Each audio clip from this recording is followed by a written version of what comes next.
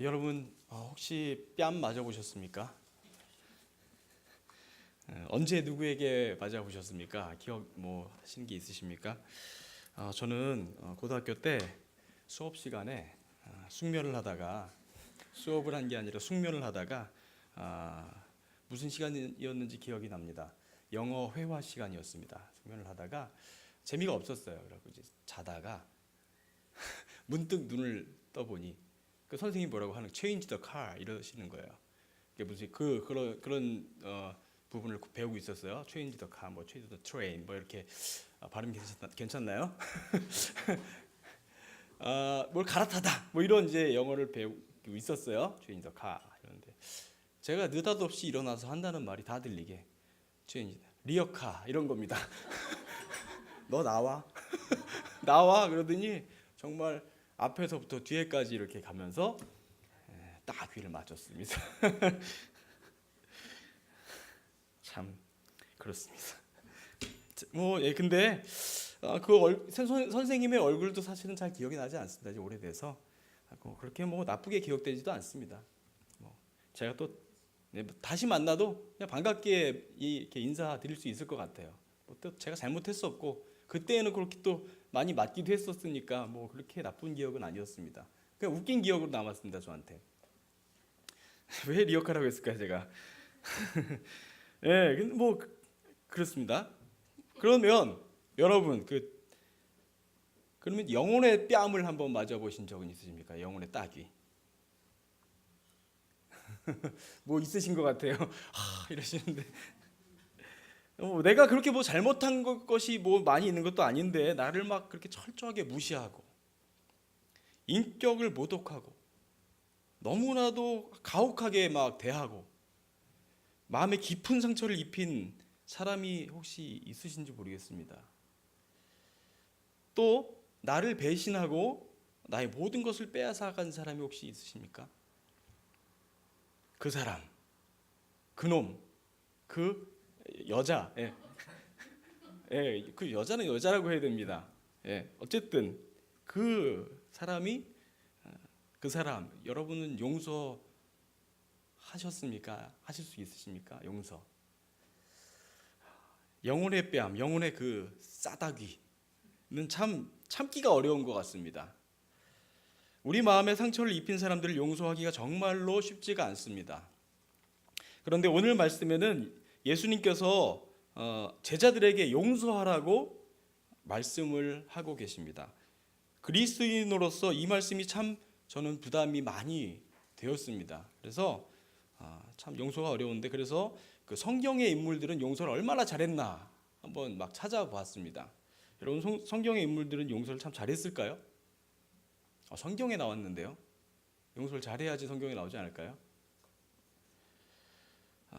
성경의 인물들 중에 뭐 예수님이나 스데반 정도를 제외하고는 용서를 온전하게 한 사람을 참 찾아보기가 힘들었습니다. 여러분 다윗이 뭐 바세바가 간음하고 이제 벌을 받잖아요. 아들 압살롬이 반역을 하는 그런 순환을 당하게 됩니다. 그래서 아들이 압살롬이 반역을 하게 되니까 정말 맨발로 이렇게 울면서 도망가잖아요. 또 쫓겨갈 때에 그 사울의 어떤 친족이었던 사울은 다윗과 되게 대적이잖아요. 시므이죠. 잘 아시네요. 역시 우리 길가의 교회입니다. 시므이가 막 쫓아오면서 야, 이 나쁜 놈아 막 이러면서 그러니까 이제 옆에서 부하들이 더 죽일까요? 그러니까 아니다. 하나님께서 나를 벌하시는 거다 지금. 하나님의 목소리다 이러면서 너무나도 귀한 그런 신앙의 고백을 하게 됩니다. 존경스럽죠. 그런데 다윗이 그것에 대해서 앙심을 품습니다. 사실은. 그래서 이제 다시 자기 왕위가 복원되고 나서 자기 아들 솔로몬에게 유언을 남기죠. 저 시므이 가만두지 마라. 어떤 짓을 했는지 기억해라. 네가 할 일을 내가 알리라. 이러면서 그렇죠. 유언을 남깁니다. 그래서 결국은 시므이에게 이제 죄를 뒤집어 씌워가지고 죽여버리게 됩니다. 요셉 어떻습니까? 요셉 형들에게 팔려갔었죠. 그런데 팔려서 죽어버린 게 아니라 뜻밖의 그 애굽에 팔려가는데 거기서 이제 총리가 됩니다. 국무총리가 돼요. 출세를 해버리죠. 그래서 어려움을 겪으면서 출세를 했는데 그렇게 나중에 결국 가뭄이 들어서 형을 만나게 되는 기회가 생기죠. 형들을. 그때 어떻게 합니까? 형님들 하면서 다 용서하고, 요셉도 굉장히 대범한 말을 합니다. 하나님께서 저를 이곳에 보내셨다. 하나님의 백성을 구원하시려고 뜻하신 바가 있어서 보내셨다라고 굉장히 놀라운 신앙의 고백을 하는데, 요셉이 형들을 용서하게 되는 과정이 어떻습니까? 골탕을 다 먹이죠. 가만두지 않습니다. 막 은잔을 놓고 뭐 거기다가 동생 데려와라 그러고 막 아버지 데려와라 그러고 온갖 고생을 다시 뺑뺑 돌립니다. 그 다음에 이제 울고 또 불고 화해하게 되죠.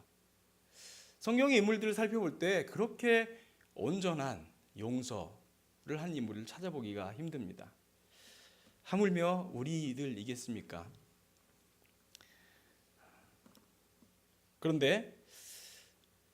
그런데도 예수님은 오늘 우리에게 너무나도 아무렇지도 않게 용서하라고 말씀하십니다. 나를 억울하게 대하고 철저히 날 무시했었던 그 사람들, 인격을 모독하고 가혹하게 대했던 사람들, 마음에 깊은 상처를 입히고 나를 배신하고 나의 모든 것을 빼앗아갔던 그 사람들, 용서하기가 너무나도 힘든데 어떻게 예수님이 이렇게 아무렇지도 않게 우리에게 용서하라고 말씀하실 수가 있을까요? 예수님 우리의 그런 마음들을 모르실까요? 그리스도인으로서 참 부담이 되는 용서라는 이 주제, 여러분 용서하려고 노력해 보신 적이 있으십니까? 그렇잖아요. 우리가 그리스도인이니까 용서해야지 하잖아요. 그죠? 뭐 용서가 잘 되는 분도 있으시겠지만 저는 용서가 잘 안 되더라고요. 그래서 예수님께서 용서하라고 하신 그 사람을 뚫어지게 바라보면서 생각하면서 마음속으로 얼굴을 그리면서 용서해야지 애를 쓰면 쓸수록 어떻게 됩니까? 마음의 미움이 더 커집니다. 내 마음에 품으면 품을수록 더 미움만 커져가게 되는 저의 모습을 발견했습니다. 그래서 오늘은 잘 안 되더라고요, 용서가. 그래서 오늘은 좀 그냥 삐뚤어져 보려고 합니다. 설교하면서 삐뚤어지면 안 되는데요.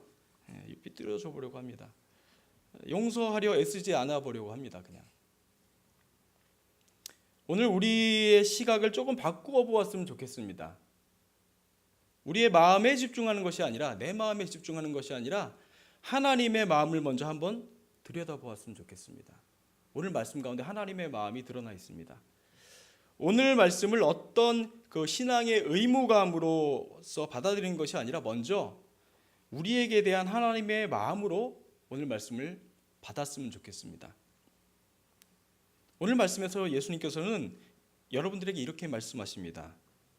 누군가가 여러분들의 오른뺨을 때렸을 때 왼편 뺨도 돌려대라고 말씀하십니다. 오늘 본문 말씀 한번 읽어보겠습니다. 38절, 39절 말씀입니다. 한 목소리로 같이 읽어보겠습니다. 또 눈은 눈으로 이는 이로 갚으라 하였다는 것을 너희가 들었으나 나는 너희에게 이르노니 악한 자를 대적하지 말라. 누구든지 내 오른편 뺨을 치거든 왼편도 돌려대며. 아멘. 눈은 눈으로 이는 이로 갚으라.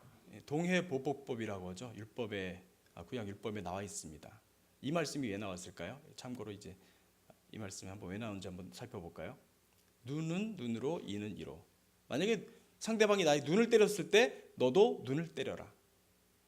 상대방이 날 때려서 이가 나갔다면 상대방을 때려서 이가 나가게 해라. 이겁니다. 좀 그렇지 않나요? 좀 옹졸하지 않을까요? 그렇게 생각되시죠? 그런데 잘 살펴보면 하나님이 우리가 더 큰 죄를 지을까 봐 딱 리미트, 한계를 걸어 놓으신 겁니다. 눈 한 대 맞으면 여러분 어떻게 하죠? 한번 생각을 해보시죠. 누가 내 눈을 때렸다. 여러분 어떻게 하시나요? 정말 눈탱이가 밤탱이가 될 때까지. 내 이빨이 하나 나갔다. 어떻게 하죠? 딱 옥수수를 다 하시잖아요. 그죠? 그렇게 되거든요. 그래서 더 이상 죄 짓지 말라고 이렇게 딱 한계를 저 놓으신 겁니다. 그렇게 하였다는 것을 너희가 들었으나 좀 더 나갑니다. 예수님께서 악한 자를 그렇게 대적하지 말고 누구든지 내 오른뺨을 치거든 왼쪽도 돌려대라, 이렇게 말씀하십니다. 여러분 근데 한번 생각해 보죠. 여러분 일반적으로 뺨을 어떻게 때릴 때 어느 손으로 때리십니까? 오른손으로, 보통은 많이 오른손잡이가 많잖아요. 그래서 오른손으로 때리게 됩니다.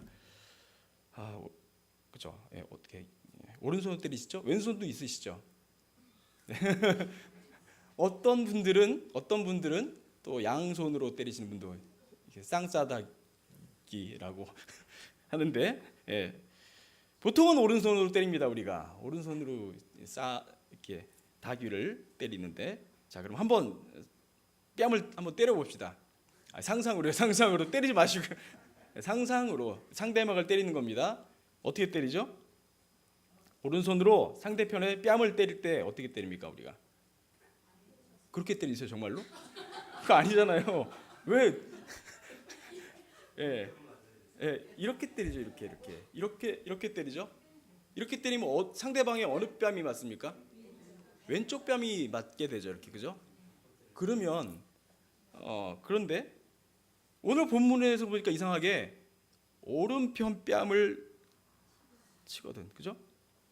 때렸을 때, 오른편 뺨을 때릴 때 그렇게 말하고 있습니다.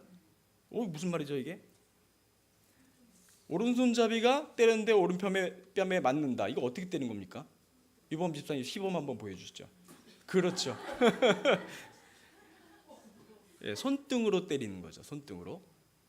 약간 일반적이지가 않습니다. 이게 뺨을 때리는 방법이. 기분이 어떨까요? 이렇게 맞으면? 그냥 이렇게, 네? 아이고 뭐라고요? 예, 예. 그렇죠. 막 기분이 아주 화가 나고 기분이 참 더러울 겁니다. 모멸감이 들겠죠, 그죠?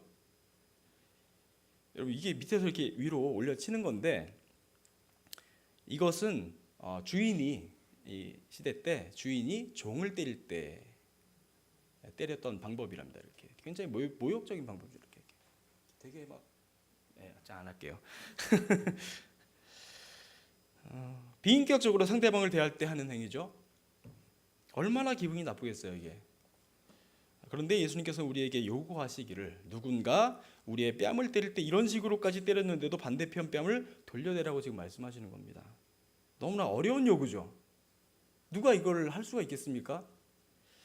자, 그리고 이제 예수님의 어려운 요구가 계속됩니다. 한번 또 뭐라고 하시는지 한번 읽어보겠습니다. 40절 말씀 우리 한 목소리로 읽어보겠습니다. 또 너를 고발하여 속옷을 가지고자 하는 자에게 겉옷까지도 가지게 하며. 일교차가 심한 이 팔레스타인 지역에서는 겉옷이 그냥 의복으로서의 기능뿐만 아니라 이불의 역할도 했다는 거 여러분 많이 아실 겁니다. 굉장히 필수품이죠, 겉옷은. 근데 누군가가 시비가 붙어서 속옷을 내어주게 되는 상황이 발생하게 된다면, 내 속옷을 가지고자 하는 사람이 있다면 오히려 그 겉옷까지도 내어주라고 예수님께서 말씀하시고 있는 겁니다. 참 어려운 요구입니다. 이게 어떻게 이게 다 할 수가 있을까요? 예수님의 요구가 그칠 줄 모릅니다. 41절 말씀입니다. 다 같이 한번 읽어보겠습니다. 또 누구든지 너로 억지로 오리를 가게 하거든 그 사람과 십리를 동행하고. 누군가 억지로 오리를 가자고 한다는 이 말이 어떤 뜻일까요? 오리면 몇 킬로죠? 2kg? 그죠? 2kg 정도. 오리를 가자고 한다는 말은 어떤 말일까요? 그냥 나 심심하니까 너 나랑 같이 가죠, 이런 걸까요? 그게 아니고요. 이것은 페르시아 시대 때, 그러니까 이제 포로에 잡혀가서 귀환하기 전에 이제 페르시아 시대 때 페르시아 국왕이 조서를 내려서 조서를 전달할 때 사람들을 징발하여서 짐을 지게 하거나 이 문서를 전달하게 한 것을 가리킨답니다.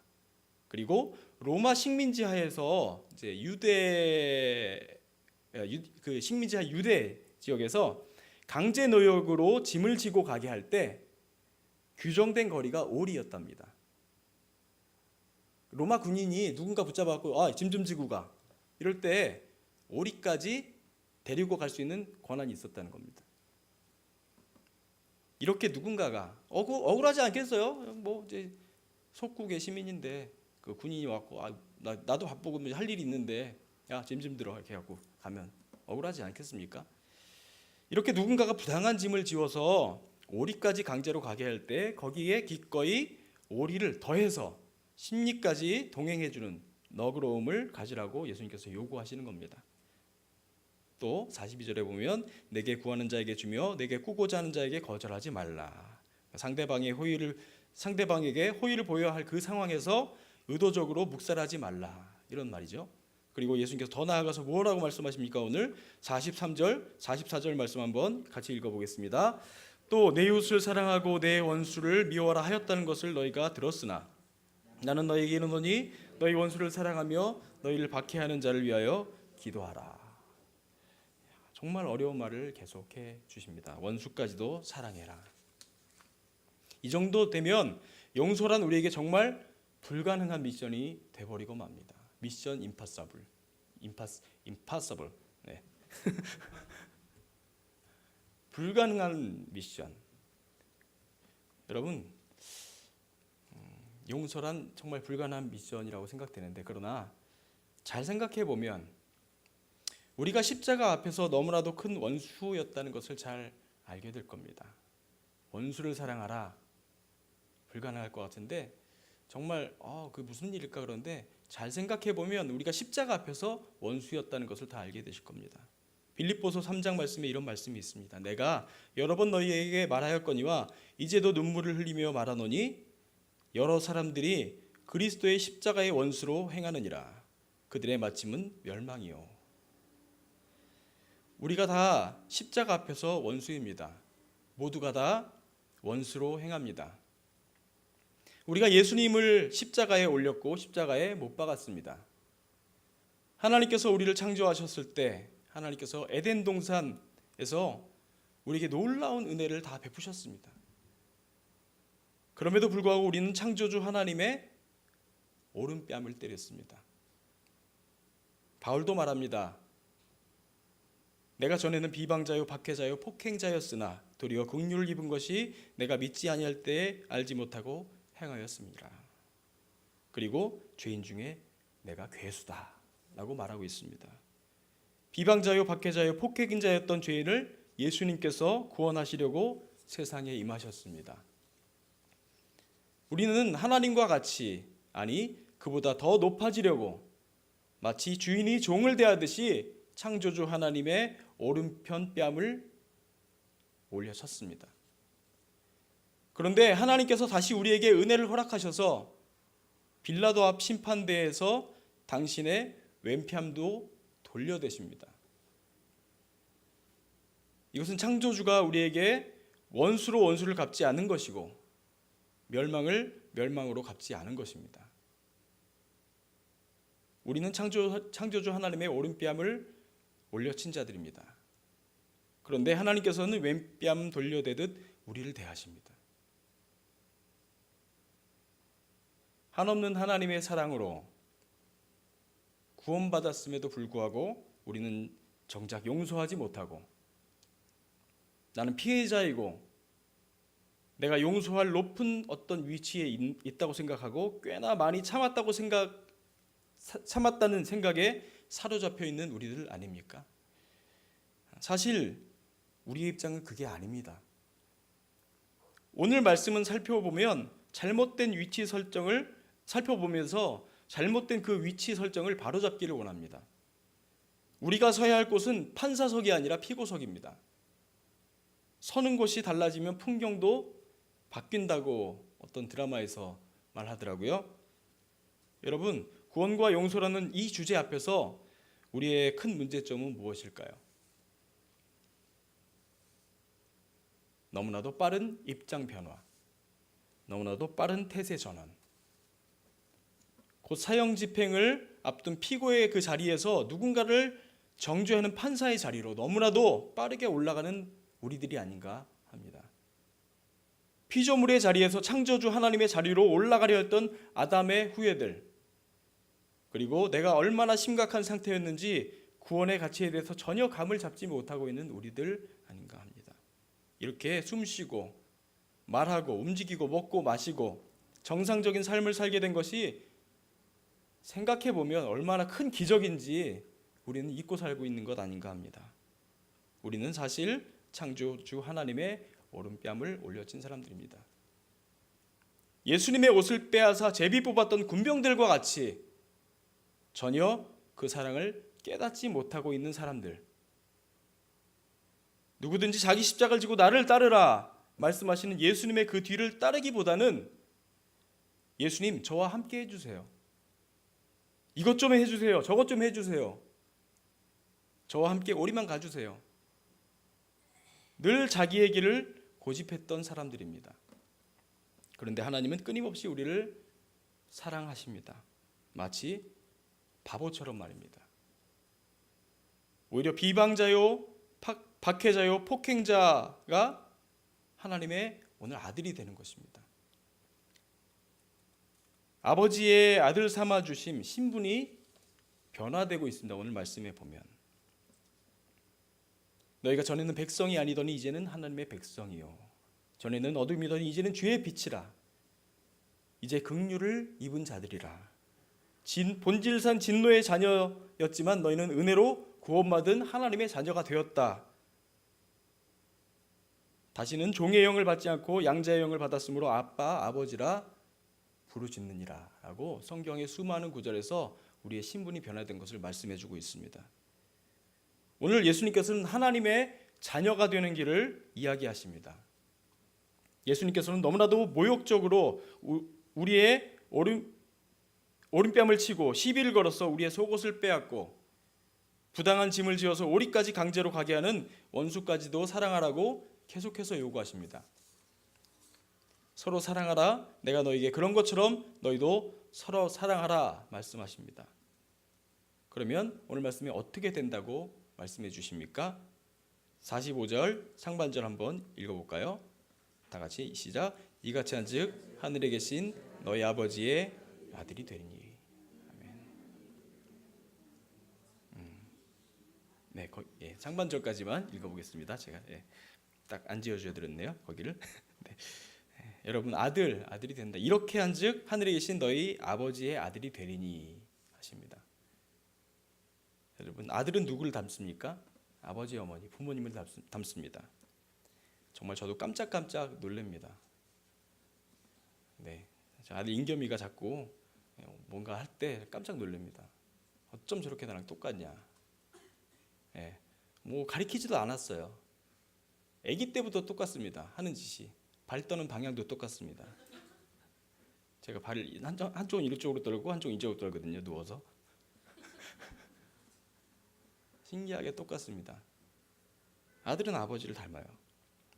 하나님 아버지가 정말 우리의 아버지라면 자녀인 우리들도 하나님 아버지를 닮을 수밖에 없다는 것입니다. 여러분들은 하나님의 자녀들입니까? 아멘 소리가 작으시네요.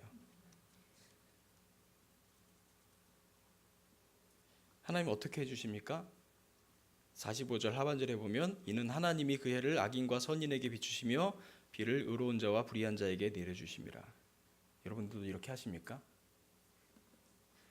오늘 말씀은 누군가를 용서하라고 요구하시는 예수님의 말씀이시기 이전에 하나님께서 우리를 어떻게 사랑하셨으며 어떻게 용서하셨으며 어떻게 큰 은혜를 베푸셨는가 하는 말씀입니다. 우리가 먼저 이것을 보길 원합니다. 그냥 너희들 다 벗어주고 때려도 맞고 뭐 시키면 다 하고 더 의무를 다해라 라고 우리에게 막 강요하는 그런 말씀이 아니라는 겁니다.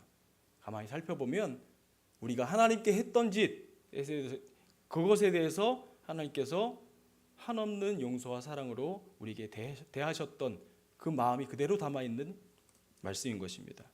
여러분, 우리는 사실 창조주 하나님의 오른뺨을 올려쳤는데도 창조주 하나님은 우리에게 왼뺨도 돌려대셨습니다. 우리들은 예수님의 옷을 빼앗아 제비 뽑았던 군병들과 같이 전혀 그 사랑을 깨닫지 못했는데도 예수님은 우리에게 자신의 옷만 벗어주신 것이 아니라 살과 피, 자신의 목숨까지도 내어주셨습니다.